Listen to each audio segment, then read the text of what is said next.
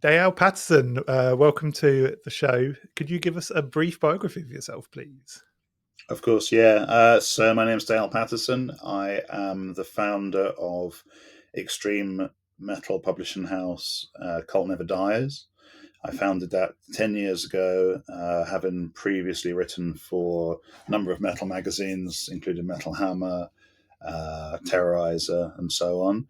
And I also wrote a book which kind of launched me as an author, I guess, in 2013, called Black Metal Evolution of the Cult, and that was also the kind of the foundation of the publishing house, which I set up and later bought the rights back from Feral House for that book and released it in 2023 in a completely revamped form. So, and we've released 35 books by a number of, obviously a lot of different authors. Not all by you.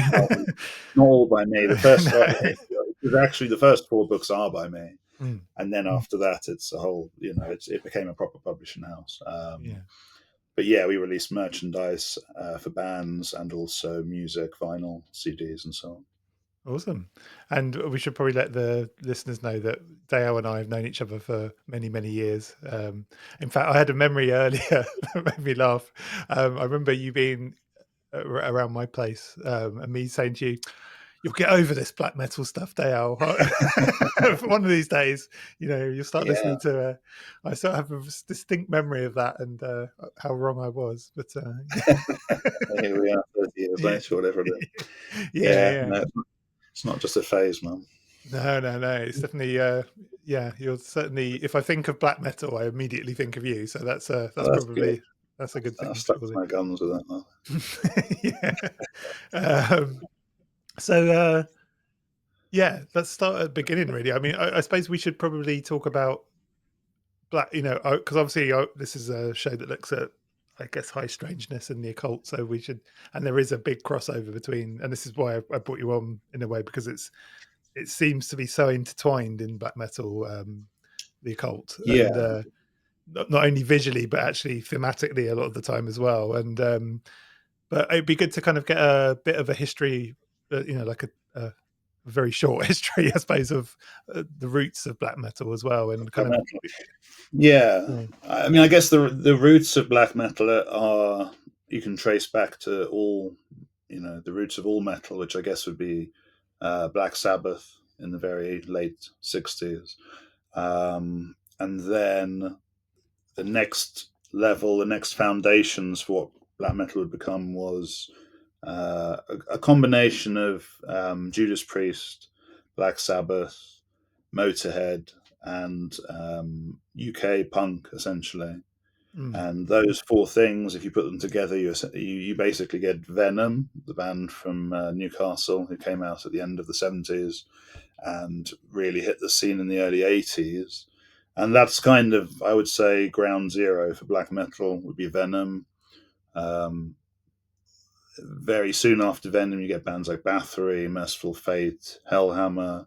But it was a fairly sparse scene during the 80s. There were the kind of godfathers of the scene, I guess, the pioneers, but the scene kind of reinvents itself around 91 when there's a huge explosion of bands, young bands, basically resurrecting the values of those 80s bands, especially in Norway, Greece, Sweden, and to a lesser extent Poland and UK and various places. And that was kind of when it became, I guess, like an international subculture with a more unified aesthetic and themes. The music has always been extremely varied, but at that point it became a more cohesive scene. And I would say for the last kind of 35 years, it's just got bigger and bigger. It's still very much an underground phenomenon, although there are certain bands that have come through. And definitely in the last, I would say, 10 to 15 years, the audience has broadened considerably. There was definitely a time when, the only people who knew about black metal were the people who were into it. whereas I feel like black metal, it has such a broad fan base now, although it's still very niche, but it's definitely a much more mixed niche than it was. You see people coming from the hardcore scene, indie, Mm. other metal scenes, of course, death punk, whatever it is. I feel like black metal's been able to draw people, and probably that's partly due to the internet and the fact that it's easier now for people to kind of connect with what used to be quite obscure music, really. I remember like there was a phase probably sort of 8, 9 years ago when all of a sudden kind of like hipsters kind of got into it for a while. There was that. Yeah, Was it Wolves? Is it Wolves in the Throne Room? Wolves One in of the those Throne Room. bands. Yeah, I would Yeah, say as early as the late 2000s, you started to see that kind of crossover and the kind of when Vice got interested in it. There was that, yeah, there was kind of like a what we call hipsters kind of crossing over in the late 2000s, and then early 2010s, a huge influx from the hardcore scene. mm, You started to get quite a few but yeah, post-hardcore, a lot of people who, especially actually UK and America, especially who had played in hardcore bands, kind of discovered black metal and started either creating black metal bands or, let's say, black metal inspired post-hardcore bands. And sort of with them came the audience, and so again, you have sort of there's been a sort of generational shift, to the extent that you see different crowds kind of following different bands now, whereas I guess in the 90s it was more or less, if you went to a black metal show, you went to every black metal show, and it was mm. kind of the same 200, 300 people. But now it's become a pretty broad, um, it's become bigger, and it's become, yeah, definitely a lot more varied, to the extent that the UK alone has two fairly major black metal festivals, with a few thousand at each. So it's a little bit more viable now as a kind of, from a practical point of view, it's become a lot more viable and a lot broader in general, I think.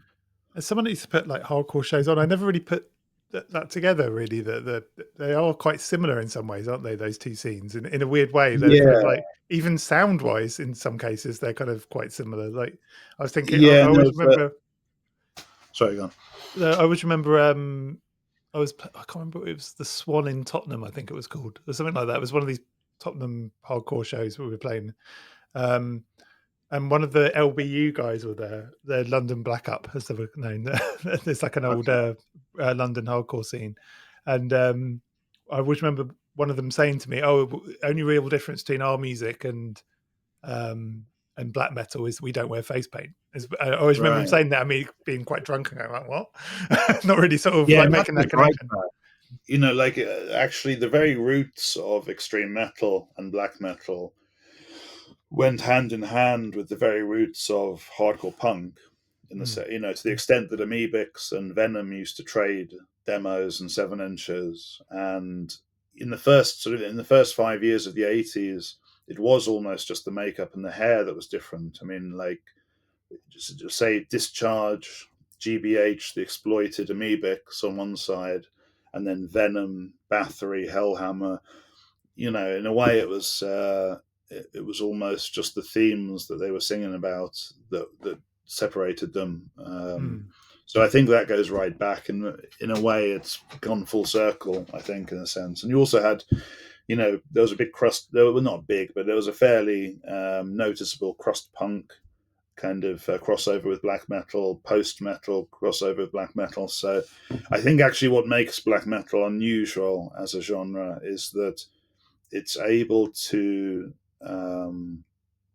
It's one of the most. I would argue it's one of the most musically varied forms of modern music, and it's able to um, absorb and take influence from other genres without kind of losing its essence.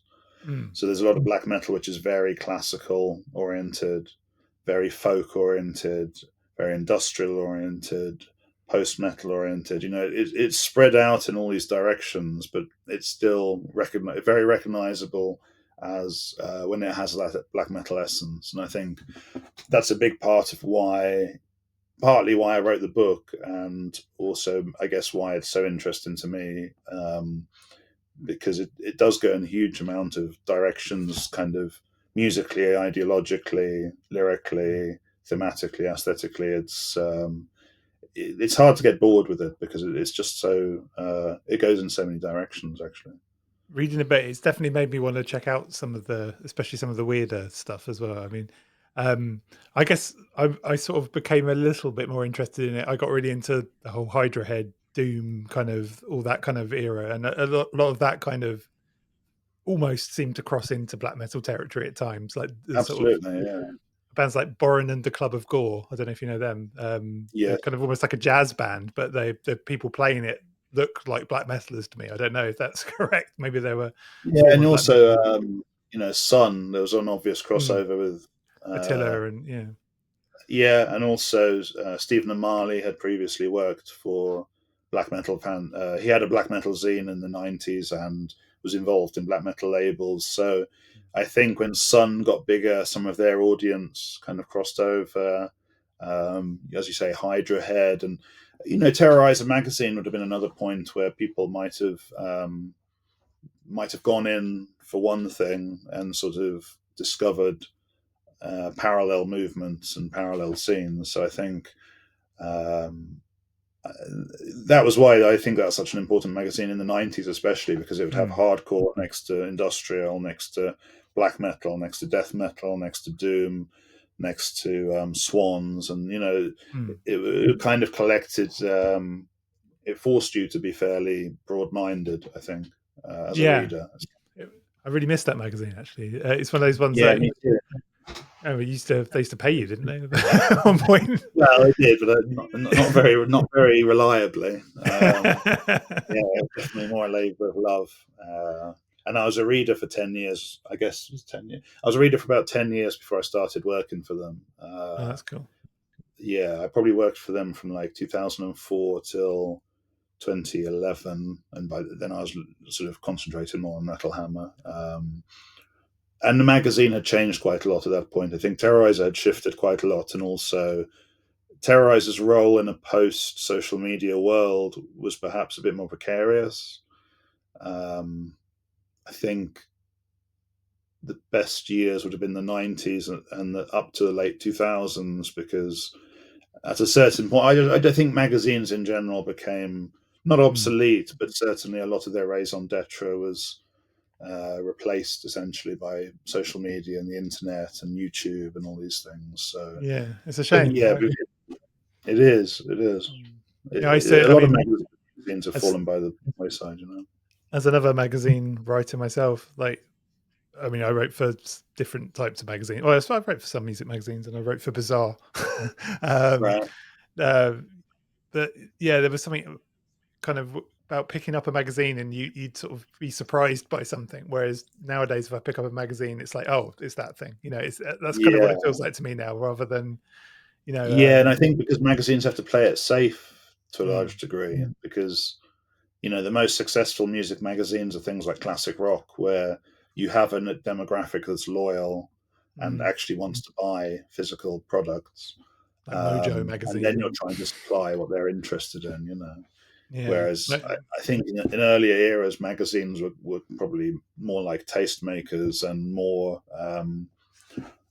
It was more important, I guess, to surprise the reader a little bit and be their gateway. Whereas I think now, I think magazines don't have that role. Probably YouTube has that role, or Yeah. Spotify, dare I Mm, say. yeah. Unfortunately, Yeah, it's sad, isn't it? But yeah. I am loving the fact that physical seems to be making a bit of a comeback again at the moment, which is kind of good. So, Yeah, I mean that's our whole. We've kind of, as a publishing house, we've kind of put all our eggs or all our trust in that basket. We don't do any ebooks. We don't do any audiobooks. mhm. It's totally trust in print, really. That may change next year. I've kind of. I do wonder whether we should make some of our out of print titles available as in digital form, or maybe even audio for people that hard of hearing, hard of seeing, and so on. But yeah, in general, it's about the physical, and I think these subcultures value the physical. I mean, there's also an age thing. Obviously, Mm, we grew up in an age of the physical, trying to persuade the very young fans of anything to buy physicals is a different. There's a different dynamic there, but it does seem like kids are buying vinyl quite regularly now, and um, when we do our shows, we get young people who come up to buy stuff. I mean, I say young, I sort of mean under 30 or even under 20. it's young to us these days. Yeah, yeah, Exactly. yeah.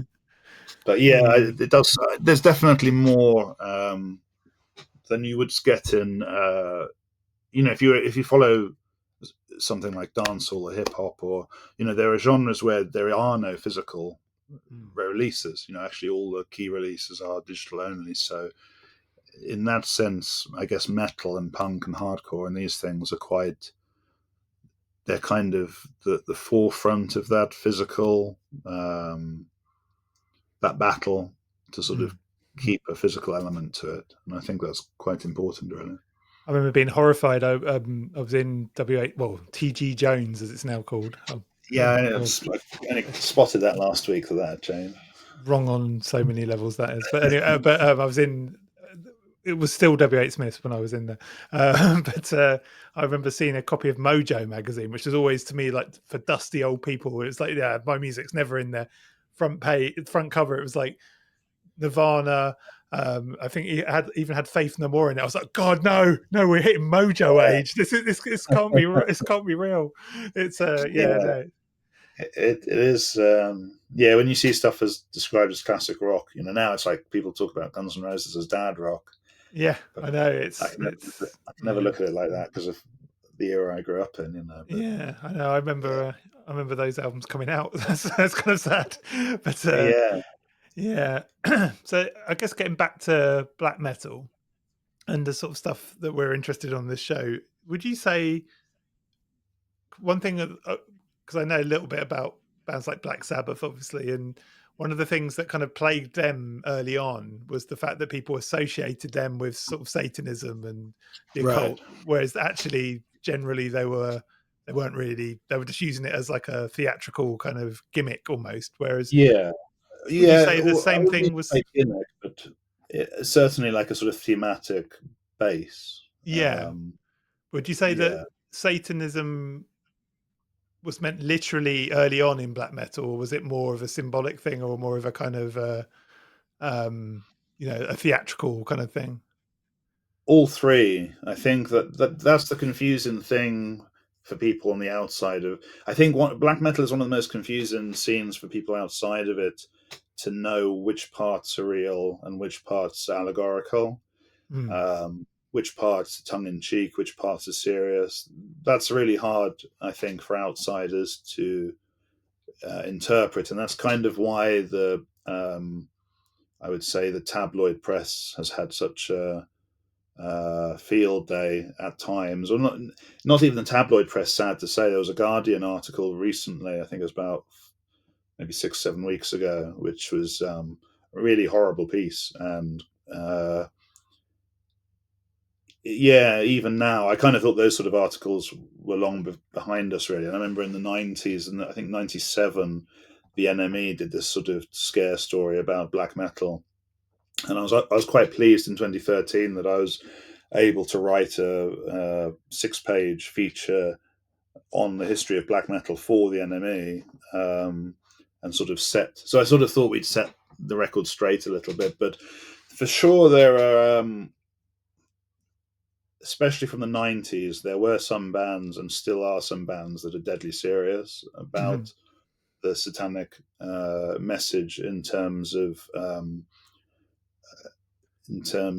their beliefs, and also um, I suppose black metal. I think is intrinsically anti-Christian mhm, and intrinsically anti-Abrahamic and intrinsically anti-religion. So that's the one thing, and then there's a huge part of it that is satanic, but within that, there's also the allegorical and metaphorical, and the people who are literally theistic believers. And so it's all mixed up, and I kind of feel like a lot of people. I don't feel like people, whether they're Satanists or atheists or Christians or whatever else, I don't think people often examine their own views particularly objectively. I think people often, maybe they believe something, or Mm.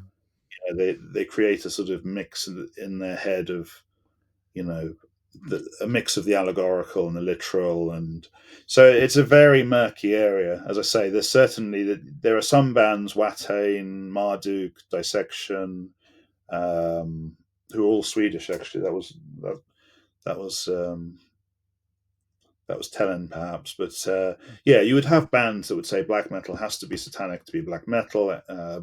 They literally believe, and then you would get bands, and some of them were quite key to the movement, who never had satanic content. Thorns or Satyricon, or even stuff like Mayhem and Burzum, for the most part, were never satanic. So it's a real mix. It probably has, it probably has more. Certainly in the early 90s, when it was reborn, I would say most bands were satanic. Hmm. Um, I guess one of the and other things that's confusing as well is that Satanism itself is such a confusing term these days. yeah, There's so many versions of it now.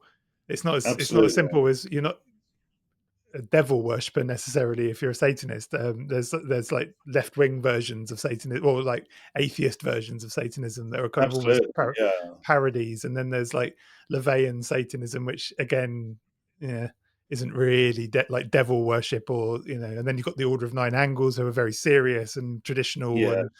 and um, yeah, so And there are I bands that imagine, fit to all those areas, really. You could yeah, find, in the early 90s, there was a sort of anti LaVey movement from the Norwegian inner circle, where they kind of clearly said this is not real Satanism. And people like Euronymous, who were advocating for a sort of more literal devil worship. Um, but, I know I've met a lot of these people, and some of them become friends. And, some of the people who have written very satanic music, it's not done with cynicism, but I don't necessarily think I don't know if they're necessarily, people's beliefs is such a murky area. As I say, even with, I'm not sure a lot of priests and so-called religious people necessarily believe what they believe they mm, believe. yeah, So I think, yeah, there's two things: there's the intention, and there's what are people really thinking. And you unless you interrogate somebody at great depth, you're not going to know that. But certainly there were people that were involved and are involved in satanic organizations, yeah, on an mm, organized level. And there's people who are very much into that on a personal level, and then there's people who are certainly anti-Christian and use the language of Satanism to oppose Christianity, which I mm. think is kind of the core, I would argue, is the core of the subculture's collective belief. And of course, you've also Um, got bands that aren't Satanists but are occultists as well. So I mean, that's oh, another big, absolutely. yeah. That's, I mean, I know Yeah, Philema runs through a lot of black magic, black yeah, metal rather. Yeah, yeah. A lot of yeah. bands reference Crowley, from Mystifier to Behemoth. So yeah, it's definitely, I think, there's a massive crossover between black metal and the occult, but they're not the same thing. I think Mm, that's probably something that is clear if you're active within the occult or within black metal. Is mm, There's a serious overlap, but certainly all black metal is not occult, and not all occultists obviously listen to black metal. So there's they black metal has distinctive qualities as a music form, as a subculture, as a subgenre, um, which involves different degrees of inspiration from the occult. I think there are certainly bands who are, quote unquote occultists, but there's also bands that are using that aesthetic and again allegorical intentions or even just aesthetic choices, and you don't really know without going on band basis. You can't overgeneralize. I think that there's such a just as we were talking about there being such a broad demographic for black metal, I think there's also a really broad interpretation of what black metal kind of stands for, what it means to having doing what I do. I often ask, what is black metal to you, or something similar to that. And it's an incredibly broad church, no pun intended. The sort of the way people interpret that. Yeah, yeah. I think that's the same again. Going back to punk, it's always the same. If you ask someone what does punk mean to you, it becomes this massively kind of contended word, doesn't it? It It's like is very. It's similar to that. It's similar mm, to that. I've thought that in the past, and mm, at a certain point, you maybe come down to semantics and the sort of limitations of language. But yeah, it's a good comparison, because obviously people have very distinct ideas of what punk means, yeah, and I would dare to say black metal is death metal, for example. It's a different story. You can pretty much either something is death metal or it isn't. It's mm, basically based on what it sounds like. Um, it's not a particularly contentious point, but black metal is a lot to do with the feeling of the music, the intention behind the music. You get bands who claim to be Christian black metal, for example, and to me that's it's an oxymoron or whatever. It's a misunderstanding of what the term means. It's like saying that you're I don't know, if you were a roots reggae band and suddenly you stopped singing about Rastafarianism and started singing about Game of Thrones, would you still be a roots reggae band? Well, you wouldn't, because the roots, in within that term is implied certain thematic uh, elements, and it's same as if you were a gospel group. If you started singing about Final Fantasy instead of Jesus or whatever, people wouldn't say, "Oh, there's a," that's it would have to have a different description. And I think mm, when black metal is no longer anti-religious, no longer negative or dark or whatever, you know, at that point it's not black metal. It might be black metal inspired, or it might be black metal adjacent, but it's not black metal anymore. And mm, I don't think black metal needs to be occult or satanic to be black metal, although some people would disagree. But I do think it needs to be kind of anti, um, almost just anti. Actually, it's not about embracing the world and the heavens and the universe. It's about uh, I think it has to have some sort of rebellious take on that, or sort of counter. It needs to counter something in a mm, way. Not that it always needs to be negative, but it definitely um, it stops being black metal if it was just dealing with sort of love and happiness and white light religions and praising the creator. And to me, these things don't fit in with black metal is fundamentally about questioning. Punk was about questioning society at some point anyway. Black metal is more like about questioning reality, or the creator, or mm, the universe, or humanity, or society. It's a bit broader. So I think that's really important, whether you call that a philosophical point or a spiritual point of view. It needs to have something like that, no matter what it sounds like. it needs to have that as a foundation, I think.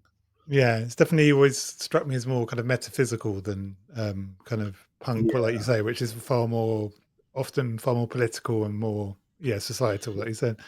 Um, I know the Norwegian scene kind of really lent into Satanism a lot. Is it Watain, or is that what they're called? Watain? What? Watain from Sweden, yeah, Yeah. they're Oh, they're from Sweden, of course that they are. was, Yeah, yeah. But yeah. I they, mean, that was like the next generation almost. That was like a 2000s.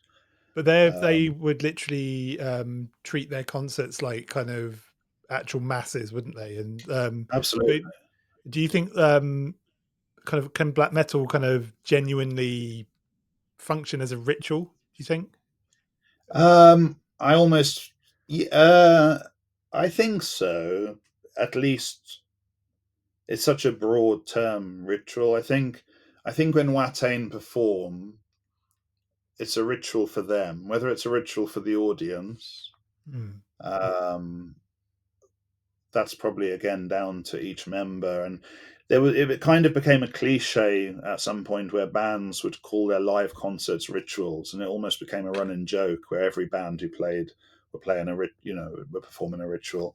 Um, for sure, I think Watain or Gorgoroth, these bands, and Dissection and so on. I think for them it definitely has a metaphysical meaning. Um, but what it is for the audience is probably something different because if we went to see a Catholic mass as a believer, it's going to affect us obviously very differently to as an observer or a cynic. mm, So I personally don't think people can be particularly affected if they're not sympathetic to the intention of it. And there's no doubt that some people go to see those sort of bands as believers and are sympathetic completely. And some people are fascinated by the concept and are sympathetic to the conceptual aspect to it, but don't necessarily believe. So I think that's kind of a subjective thing. But yeah, I do think there's a theatricality to it as well, and going right back to bands like Merciful Fate and King Diamond, and even Venom, who are not. Well, they were. I mean, one of them was, I think, a practicing Wiccan, or at least very interested in it, but wasn't a Satanist, but was using the theatricality of that. So again, there's a blurred line because I think the occult can be quite theatrical in a sense, mhm. and maybe the intentions on both parts cross over sometimes, and sometimes they diverge somewhat. I remember in the book, I think it was Dissection. They released an actual album that they described as a grimoire, which I thought was interesting. So was that Yeah, unique, or is that do you no, sort of not unique. Probably a minority. I mean, Dissection. That the main guy behind Dissection and the lineup that he put together when he came out of prison and did his final album was a hundred. I would say was 100% occult or believers or spiritually inclined or however you want to look at it. And that last album is fascinating lyrically because it's 100% within the concept. There's no deviation from it. Like the whole thing is about uh, Gnosticism and sort of anti-cosmic beliefs and um, Kali and all this kind of stuff. And so you don't have to necessarily agree with that worldview to be enriched or um, moved by the art. I feel like that's 100% a religious album, or it's a very pure album in the same way as if you listen to like uh, a piece of um, a Rastafarian reggae album or a Christian a Christian rock band or something. It's like it's very much consistent and it is what it sort of it is what it shows itself to be. I don't think there's no real theatricality in a sense. I guess there is a touch of it maybe in the language being a bit more, you know, but really it's just it was the grimoire that they had written, or the text that they had written translated into song lyrics. And so I think that it's not unique, but it's certainly not every band that goes to that lengths or is that interested in that sort of subject matter. So it is definitely like, but there are plenty of other bands who are, you know, I mean, another band would be Cult of Fire, who take a lot of their themes, aesthetics, and lyrics from and ritual from Eastern mysticism, and when they perform, it's very much a ritual. They have a table full of fruit and offerings, and it's it's a non-satanic but very much occult performance. Interesting. So yeah, something like that would shows the broader input of interest. And you know, Beherit from Finland, he studied with he considers himself 100% satanic and 100% Buddhist. So that's another interesting kind of, you know. So I think that there's definitely there's a good proportion of bands who take their concept from those kind of sources, but it's certainly it's far from unique, but it's definitely far from ubiquitous as well. Yeah, I mean, the other one that really struck me was Death Spell Omega, and they Yeah, seem to, and it made me think. Actually, we were talking to our previous guest off camera, actually, after our interview about Robert Anton Wilson, an author, and how he kind of acted almost like a kind of gateway drug for people to get into magic and the occult. And I wonder, do you think any of these black metal bands could also act as these kind of esoteric vessels almost to sort of get people interested in that yeah, sort of stuff? definitely. I think like um, Gorgoroth used that kind of language. When I've talked to them about what they do, they see themselves as kind of promoting theistic Satanism. And you know, I think the very first fanzine I did with black metal content, I think the pull quote was, "If I could, you know, obviously if I could sell in Justin Timberlake levels, I would, because it brings more people into the mix." So those bands and probably Watain and a few others are definitely trying to. I think they definitely would see themselves as messengers for their beliefs. But then you have bands who are sort of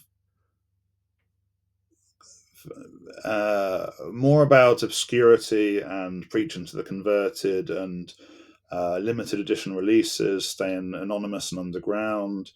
Um, so that's almost the opposite kind of take on it, where Mm, you're not letting people in, and you're not really interested in if other people have the same beliefs as you. And so I think that's the yin and yang almost of black metal. Is there are some people who are, and not actually just within sort of even if you take all of the spirituality and occult aspect, you have the same double-edged sort of approach in terms of some people wanted to make this music maybe more accessible or reach a bigger audience, and other people who are trying to keep it more underground. So I think those tensions exist in both those worlds, and they sort of pull it in different directions, and that's again what kind of keeps maybe some sort of balance within the scene. It stays underground, but still it grows in some way, you mm. know.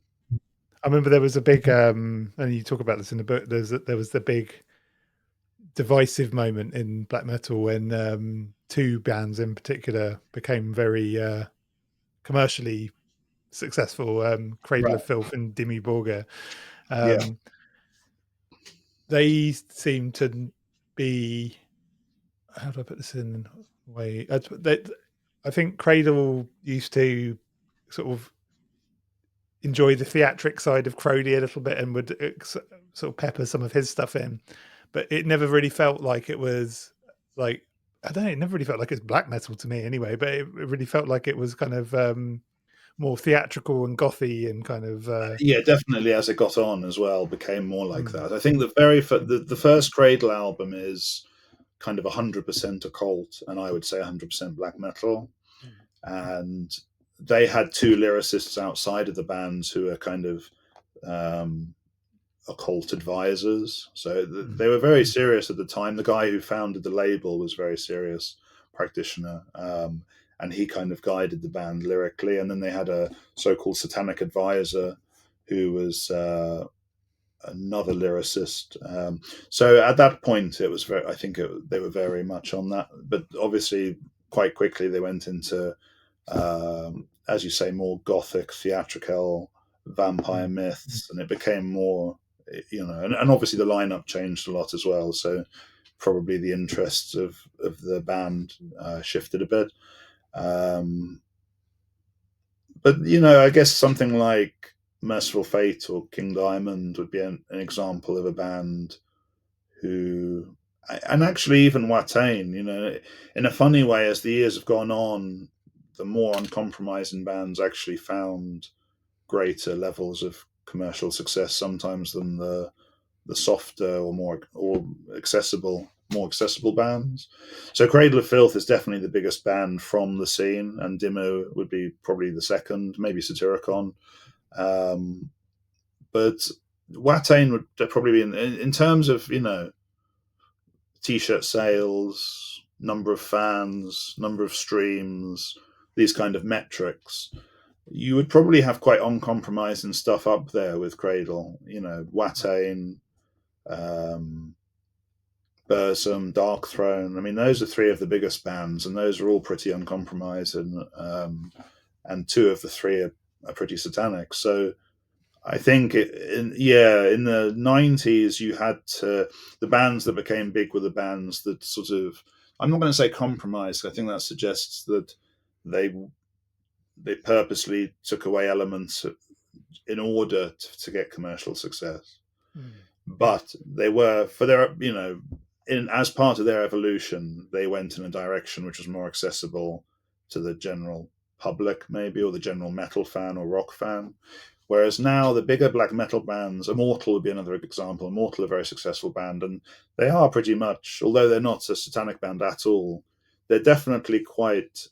There's nothing gothic about Immortal. It's very mm, much proper metal, let's say. And yeah, I think people's tastes have maybe become more open to extreme metal and extreme lyric content, mm, because bands that have quite extreme imagery, quite extreme opinions, uh, they're often at the top of the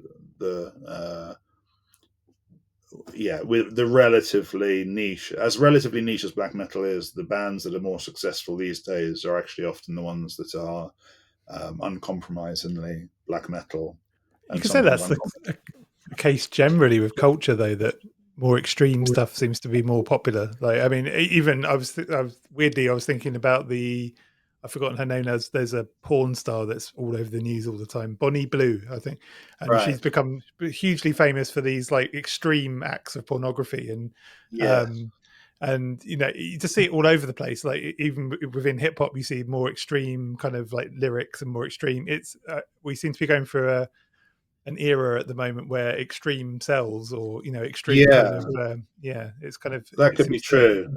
It's funny because the '90s is often seen as a time where kind of extremity was celebrated, and mm, everything was edgy, and that's often the kind of. But as far as music went, I think that the late '90s, early 2000s, there was a softening hip hop, metal. Things became a little bit more. Uh, yeah, no, as I say, I don't want to say compromise because it suggests it assumes a motive, but I think there was a sort of what might be perceived as a softening. Whereas, as you say, now you can be quite extreme. I mean, the hip hop scene is very extreme in some ways at the moment. So, um, and those guys are really commercially successful. So mm, that's the two things don't necessarily. cancel each other out. You can be, Venom, who were kind of the first black metal band, were a commercially successful band. I mean, their first concerts were at the Hammersmith Odeon, which is no small feat, really. No, yeah. So, the sort of when I got into black metal, it was definitely an underground movement again, and I think that's something that's the biggest shift I've seen is that it's now, I think almost everyone would know what black metal was, even if it was just a picture of Sabbath that they've seen, or Cradle of Filth that they heard mention of, or but again, I think that's a lot to do with the internet. Everything become, the occult, subcultures. It's the hidden, it's the underground. But I don't know if anything can remain truly underground or hidden in an internet era, because if you know the right thing to search for, it's at your fingertips. And then it So I seems to think get that, blown up. There was that what was that thing?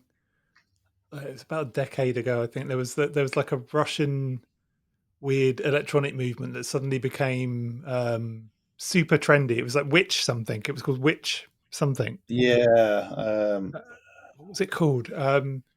I remember I know. that died almost as quickly as it started because of what you're saying. I think because had it been in had it appeared in the 90s, it would have been like a tape scene, and it would have been kind of Grassroots. yeah, and it would have kind of slowly grown and probably matured into a full on musical genre. But because it blew up massively on the internet, especially with like Vice, that kind of thing. It was what was it called? Witch Cult? No, it's Witch something anyway. But I remember thinking, oh, that's really interesting, and then watched it die almost immediately because I think it got Yeah, blown up immediately, and then people just didn't know what to do with it, and it sort of just died. It was really straight. I'm and sure the there's some internet. version of it still. Yeah, I mean, internet-driven trends are obviously that they don't really have a foundation, or it's much more ephemeral, or sort of, Mm, and the turnaround is quicker. And I think that's another thing I would say about black metal is that surprised me is when I got into black metal, let's say around '95. Around the same time, I was also getting into like, other genres, other subgenres of music. Hardcore, death metal. Um, and it's surprising because black metal at the time was the most subterranean of those, but in 2025, I would say black metal is probably bigger than hardcore. I would say there's been points where the hardcore scene almost disappeared in the UK, and the mm, black metal scene never did. So it's a surprise how resilient black metal has been, and how I never thought that we'd be doing large festivals multiple times a year, and make it, and sort of doing this full time, and there being enough people interested in it, and enough content, and enough uh, people to work with, and so on, for this to be kind of such a full-time thing. mm. That was a surprise, I think. I think one of the reasons it may have survived was the way it kind of evolves as well musically. And one Yeah, of the things absolutely. I think was it Arcturus? I think was one of the bands that they kind of like started to add sort of surrealistic kind of elements in, and Yeah. alchemy and psychedelic kind of sort of elements in. Um, do you think black metal can kind of serve as a I guess artistic occult theatre, or does it always have to be serious? Because it always seems to be a very serious kind of culture, the subculture. Um, that's an interesting question. I feel like black metal ought to be. I think black metal has to be serious to be black metal. However, there's so much black humor and tongue in cheek and allegory uh, within black metal that gets missed by people who aren't into it. So it's not as deadly serious. I mean, it is deadly serious, but it's not like, you know, the cliche is kind of black metal people might be sort of humorless, dour, and that's not the way it is. I mean, I think black metal people of all the metal scenes probably laugh the most, or have the most. I mean, that's probably too anecdotal, but there's definitely no shortage of there's no shortage of humor backstage, or but I think when you're on stage, it has to be serious. Mm. Arcturus is an interesting example because they are quite playful, and the second album especially was kind of using uh, the jester or the trickster as a sort of it was Satan the whole album is about Satanism, but kind of it is playful, But I suppose it's playful, and it's written with enough intelligence. The lyrics being written by Christopher from Ulver, where it's sort of knowingly, I guess if you know what's serious, then you can play about a bit with it and sort of, I think that that's very different from being like a spoof black metal band or a fun black metal shouldn't be fun really. Or I mean, the worst things I've seen, I'm not going to name them, but there's a few semi-successful like comedy black metal bands, and that's the worst thing in the world. Really, black metal doesn't. I'm not sure. I mean, I don't think comedy music in general works, but there is some comedy hip hop which is genuinely funny. Comedy metal in general, I don't think ought to exist. I think it does always kind of come across badly. It's almost like joke Except music for Hate people. Beak. I What's like that? Hate Hate? Beak. Ah, yeah. I didn't. Yeah, I don't think I've actually listened to them. I was thinking more. There's a band called Evil. I will name one actually. There's a band called Evil Scarecrow, Oh right, who okay. are not my cup of tea, and No. one of their guys wears corpse paint, or Oh right. Yeah. um, and there's a lot of us who aren't keen. And nothing against the people. I'm sure they're nice people, but it doesn't sit well, and I think that's an extreme. But there are a few bands, especially the bands formed by younger people, perhaps in the last 10 years, where there's a bit less seriousness and there's a bit more. If you had said in an interview that you weren't serious as a black metal band in the 90s, your career probably would have been over, or you'd have got a significant backlash. Whereas now some bands will actually say, oh yeah, it's just music, I don't believe in any of the ideology or any of the, and thankfully that's a minority, but I almost think those bands stop being black metal at that point. Or It's like the what's the I always forget the name of there's a clothing store here in the UK that sells, the big superstores that sell dirt cheap, quite cheap clothing. What are they called? Primark. There we go. Primark, It's yeah. the Primarkification of music that I've been seeing quite. Where you can buy Guns N' Roses t-shirts in these Yes. high street stores, and it's like, well, people wear it. They've never heard the records, or they've never, No. but yet they like the skin, not the Yeah, thing there's a within, bit as it of were. that, and it doesn't fit really with black metal. I feel, I like Kiss, but if I see someone wearing a Kiss shirt, I might not assume that they were a Kiss fan. They might just have got it from Primark, or Yeah, yeah.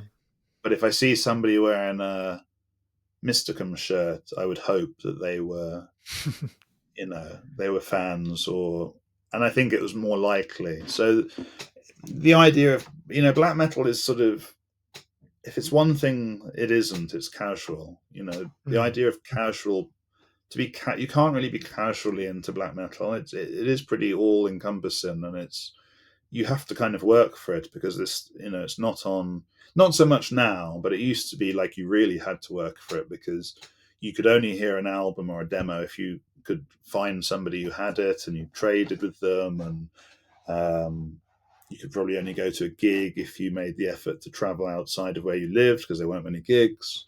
If you wanted to buy a fan, I mean, to be honest, when I got into black metal, you couldn't even buy Cradle of Filth records in the high street. mm, Or maybe you could buy Cradle of Filth and nothing else. Certainly, there were records by fairly big bands that I only had on dubbed cassette for years, because you just couldn't find them in HMV or R Price or whatever else. So I think Yeah, I think there is a seriousness that isn't mandatory within black metal. However, I increasingly realize that it means different things to different people. We're serious about black metal, but it represents something very different. There's a lot of people Mm, who are very involved in, um, well, let's say the occult. There's other people that are very invested in, I would say, the land, nature, live in a sort of back to nature sort of existence. And for them, black metal is a key part of that, and they're incredibly serious about it. But it's not something I'm part of, So it's, mm.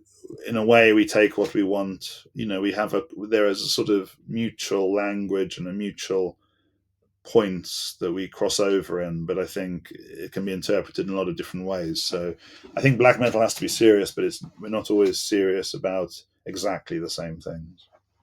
Yeah, yeah. No, when you were describing the trying to track down black metal stuff there, I was getting sort of weird flashbacks to being a John Zorn fan or a Mr. Bungle fan, where you had to like Right. really, you have to go to like, I remember Camden Market would be a good place where you could pick up like bootlegs of strange John Zorn records or Mr. Yeah, or Bungle live hardcore, shows. like Revelation Mm, record releases. You couldn't just buy it and. I mean, it's not that they were particularly obscure. I'm sure there are certain cities which sold lots of uh, uh, quicksand records, and that's not an mm, underground band, but still, it wasn't something you could buy everywhere. And mm, same with like death metal and doom metal, grindcore. All these things thrived through their obscurity, and it's kind of nice now, I guess, as we get a bit older, that we don't have to work quite as hard. I could within like 5 seconds play a demo for you from YouTube of the most obscure black metal band. There's something good about that, and there's something not so good. But you can't, it's Pandora's box. It's open, so we have to deal with that world, mm. and it's not all bad. I guess I'm not. There No. are positive things about things being the way they are, and another thing was, when we lived in the same town, obviously growing up, and Mm, I would dare to say I was the only person into black metal. No, there was probably three people in that town that were into black metal, mm, and so I would travel to London with those three people if we wanted to go to a black metal show and meet other black metal people.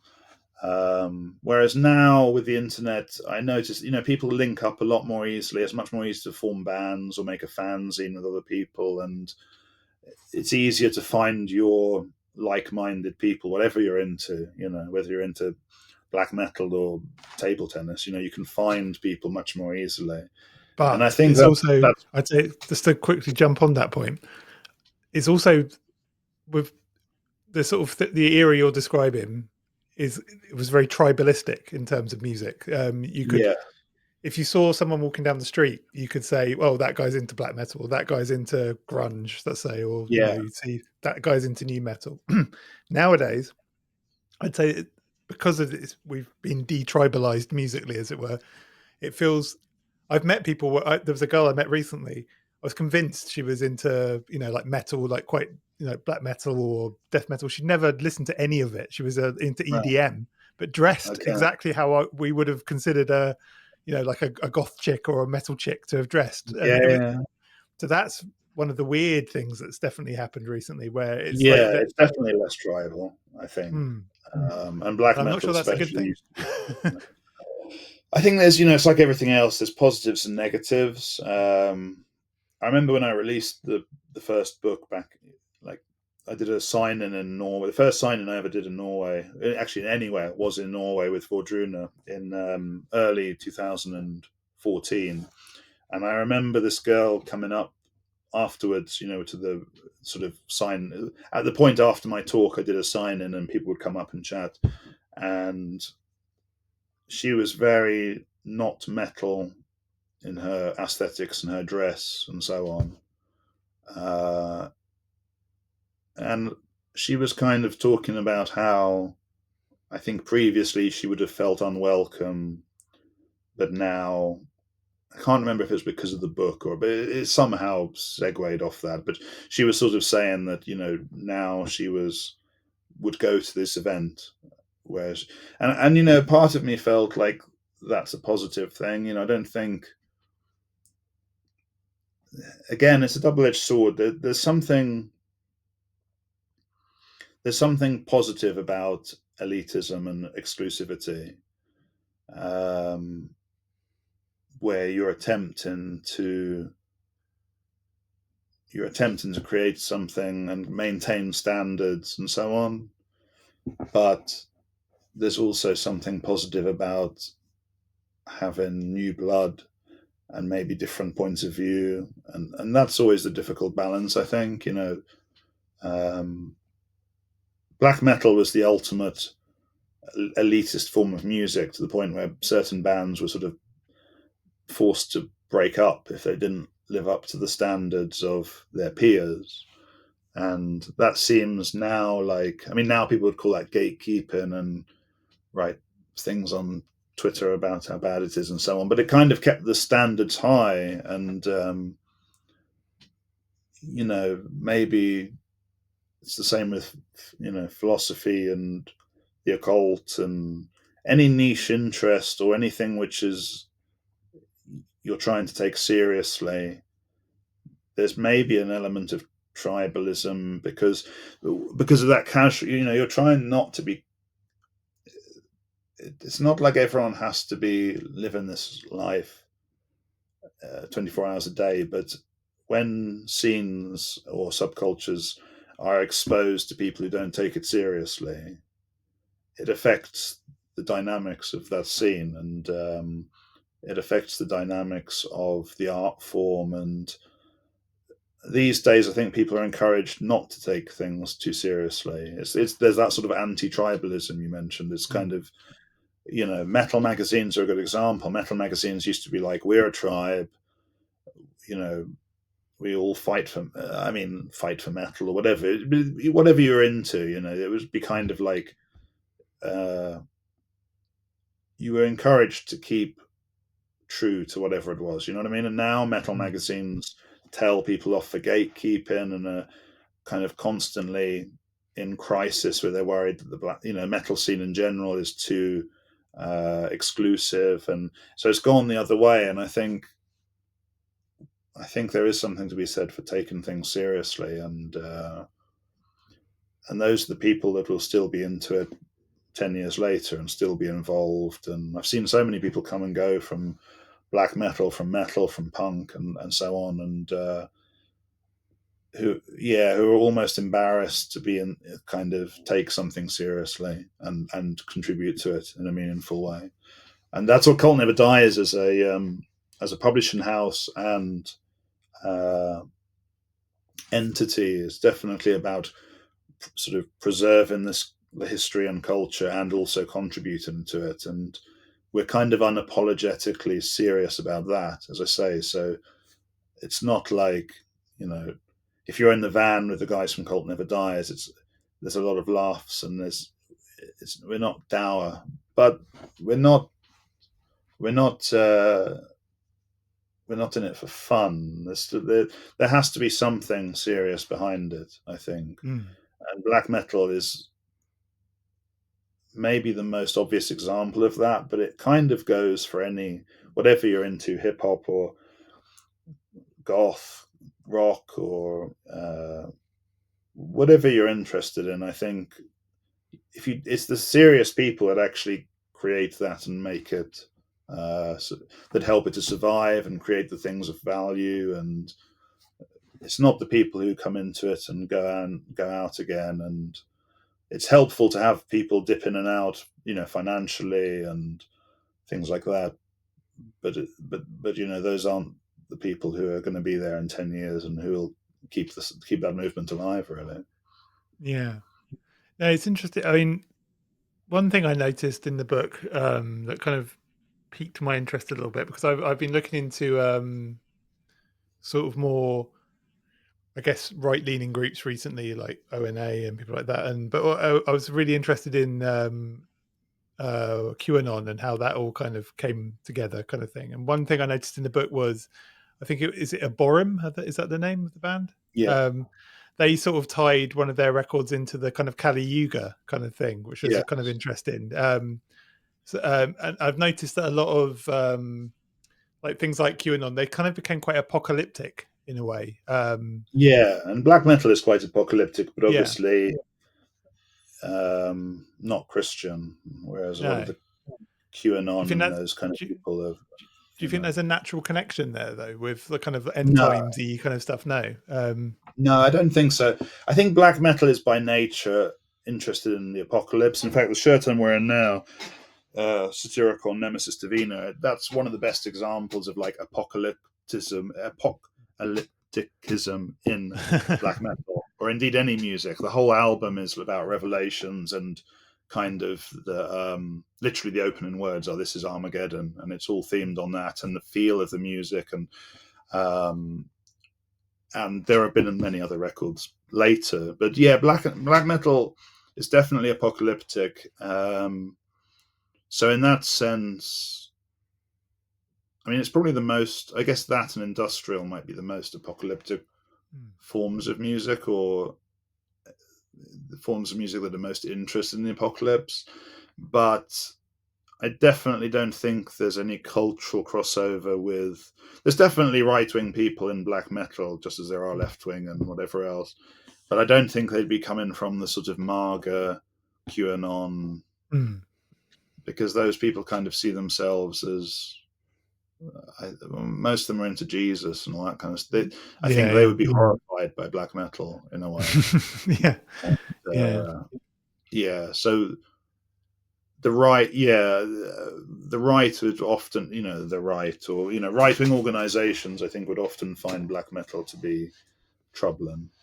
Oh yeah, I mean conservatism traditionally hates metal, doesn't it? I mean it would often I mean, be in a way, it's funny because there was a movement because obviously black metal had right wing sympathisers during the 90s. Well, and still there are some who are interested in that. But in the 90s, that was when it first sort of peaked in terms of bands, and there was an attempt to sort of marry the skinhead resistance records type right wingers with black metal, and it failed for the obvious reasons, and because people who are into that sort of politics generally don't like people in black and white makeup in cemeteries screaming about Satan, and it's just there's not enough of a shared ground there. it reminds me a So bit of the was it Rock Against Communism? Was that the hardcore yeah, yeah, version exactly. of I that? mean, Yeah. that was the attempt to get the RAC bands, and occasionally you would have, there are occasionally RAC bands who cross over with black metal, but it is pretty minimal because, as I say, it's just a completely different set of fans, really. Mm. Um, Yeah. so I One thing hope, I'd like you were talking about industrial earlier. The industrial kind of crept into black metal as well, didn't it? At one point, yeah, and I think was it Black Lodge, who I think that yes, fantastic, man. yeah, and they sort of imagined Satan as this kind of digital virus, didn't they? Like haunting cyberspace, and Yeah, yeah, he's got. I mean, that's a band where they're definitely very serious about Satanism and the occult, and have a very unique understanding or interpretation of that. He sees, well, I wouldn't like to speak on his behalf, but he essentially sees uh, technology as kind of being inhabited by the spirit of Satan in a way, or um, yeah, there being sort of a ghost in the machine, or that being kind of how that spirit would evolve in a sense. It's very specific, and his worldview is fascinating, and it is reflected in all their lyrics. But I think there was also a crossover at an earlier point through in the 90s. You had quite a crossover with, or you had a short-lived. Again, it was there was a short-lived crossover where I would say let's say the traditional, if that's the right word, extreme industrial people were trying to, they were excited by the criminal element and the politics of people like Varg, and tried to sort of bring a crossover between those two parties, which again didn't work because they're such different, but people like Michael Moynihan and people of that ilk, I think, saw black metal as something that maybe they could steer or be involved in, or I think they saw more, they hoped for more shared ground than there actually was. So Mm. that was a crossover with industrial, and then you had, uh, waves of bands who are just influenced by. I mean, the most famous black metal band, the most famous industrial black metal band would be Mysticum, who's a band that we work with a lot, and know well personally, and their influences were actually more hardcore techno and gabba and stuff like that than it was Brighter Death Now or uh, Blood Axis or whatever. They weren't really coming from that martial thing. It was more the club. So they were putting in hard club beats into black metal, and so that's actually so that yeah. So that although they're an industrial black metal band, they weren't necessarily that influenced by industrial. And then you had bands like Dodheim's Guard, who were inspired by, I guess, industrial metal bands to some degree. But I think, as I say, that's another interesting thing with black metal is you can have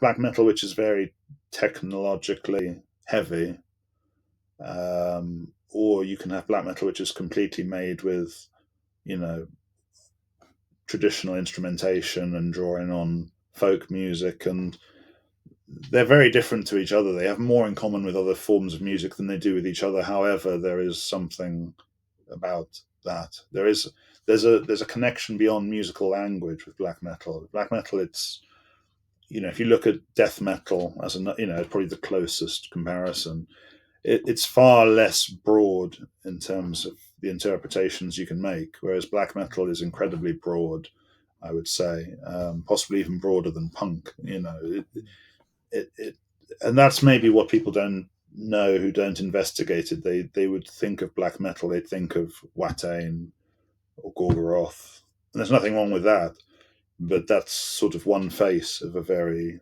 multifaceted organism, I guess. Mm. One question, I'm just trying to figure out how to phrase it properly, but I suppose you've got bands, we've mentioned them earlier, Deathspell, Omega, and they tend to use kind of theological texts and like philosophers like Bataille and things like that, to explore Satanism. But then you have, I'm trying to think of another band like Alcest, who are kind of, he's that seems to be more visionary, kind of like this kind of mythology, sort of personal mythology. So is there, can sort of personal mythology or mysticism and metaphysical kind of Satanism coexist in black metal? Is it like, do you think there's like, do you see what I mean? There's like a kind of, Yeah, yeah. Do you think I there's, think there's that's, a huge, yeah, definitely they can coexist. I think that kind of comes back to, interpretations of Satanism, or interpretations of any of these subjects. There's a lot of contradiction. Not. I don't mean specific writers contradicting themselves, but even if you took the 10 most famous or 10 most important satanic black metal bands, their ideas might be quite different to one another. So I think, actually there's a huge amount of scope in black metal, really, to it would be problematic. I think if you're overtly political, you'll be pushed to the sidelines. If you were Christian or religious in that sense, you'd be pushed to the sidelines. But generally speaking, it's actually ironically quite tolerant in terms of personal beliefs and uh, thematic, you know, directions and so on. I think it's very rare that of course sometimes you get a black metal band saying this other black metal band is not a real satanic group, or this kind of stuff. But that's about as far as it goes.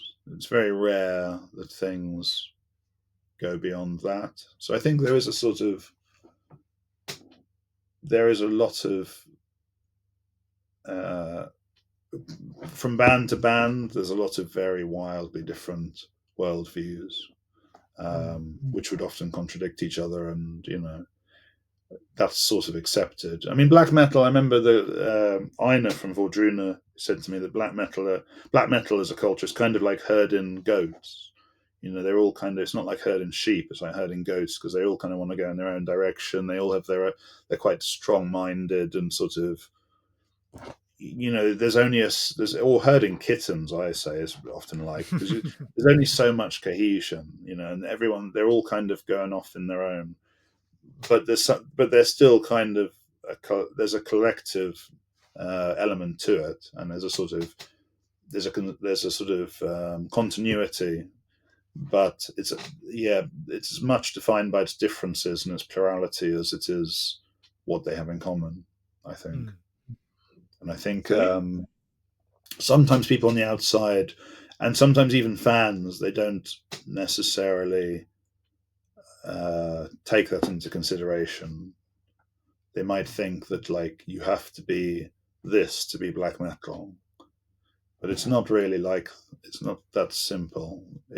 Going back to what you said about punk, it would be very hard for someone to say you have to be this to be punk. You could say that, but somebody else would then say, no, you don't. You have to be this to be punk. And black metal's like that. What one person thinks is a defining characteristic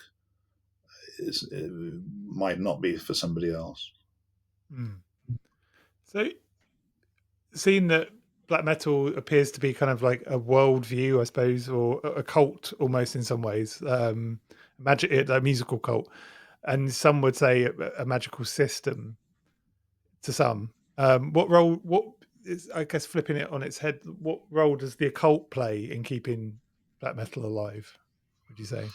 I think that's so much depends how you would define the occult, and to some degree how you would define black metal. For sure, there's always been bands that were very inspired by the occult, whether it's Thelema or Eastern mysticism, or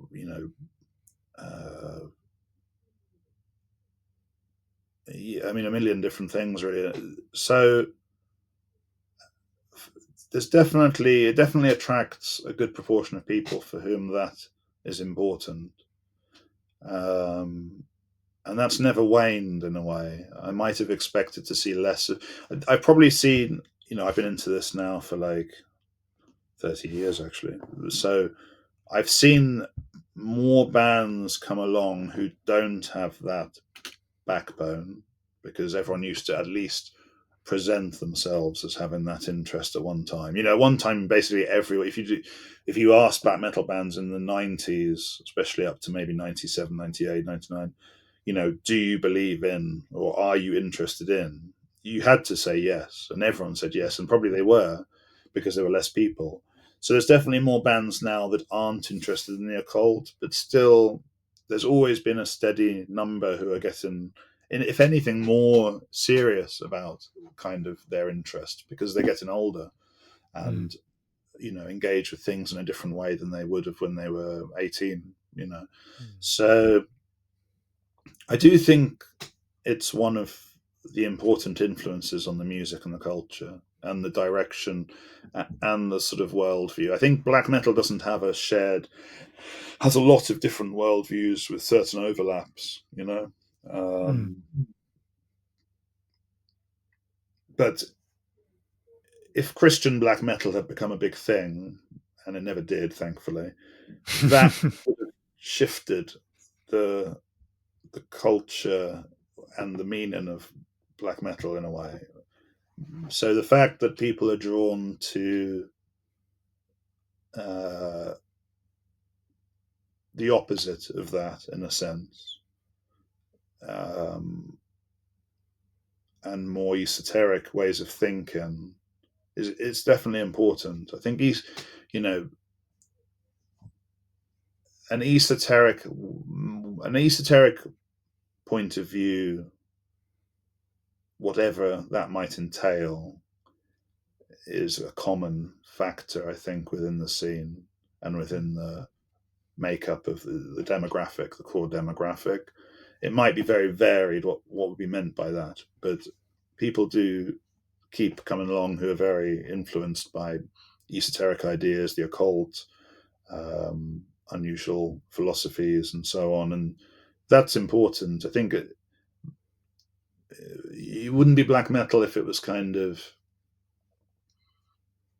if it reflected the mainstream values, mainstream spiritual beliefs, philosophical beliefs, economic beliefs, all this sort of thing, then it would lose something and it wouldn't be what it is, I think. Well, I definitely recommend, if you're interested in this subject, checking out Dayal's book. It's excellent. So tell us a bit about Cult Never Dies future releases and what you have planned and events. Well, we're currently reprinting the book you speak of. It's sold out of 4 print runs since we re-released it in 2023. So it's available right now from Decibel in America, who print their own version, but the European version's been out of print for, I think, the best part since probably a spring this year. So we're currently reprinting that. We have quite a lot of, we have a book about Moon Sorrow coming out next week, which is a Finnish black metal band who, I would say, are one of the most important pagan black metal bands. Are very, very much their music, their lyrics, their interviews, their aesthetics is all very pagan and consistent with that. And as a band, they've been quite groundbreaking in using kind of folk aspects and traditional elements and so on. So that book's coming out next week. We have a debut album by the band Asherthras, which is an anonymous project made up of black metal veterans, let's say, making late 90s style black metal. Comes out also next week. And we also have a book, biography on the band Death, which is coming out. So that's our non-black metal offering for this for 2025. And I'll leave links in the description for where you can get some of these things, if they will furnish me with links. Absolutely. I mean, cultneverdies.com is the hub for it all, and if you go to one place, that's probably the place to check out, because it's got interviews, it's got excerpts, and it'll give you a good idea of what we're doing without too much being demanded of you, I'd say. Well, thank you so much for giving me some of your time, and I'm sure I shall see you at the pub soon, probably on Saturday, I imagine. And so thanks for that. That was thank great. you for your time.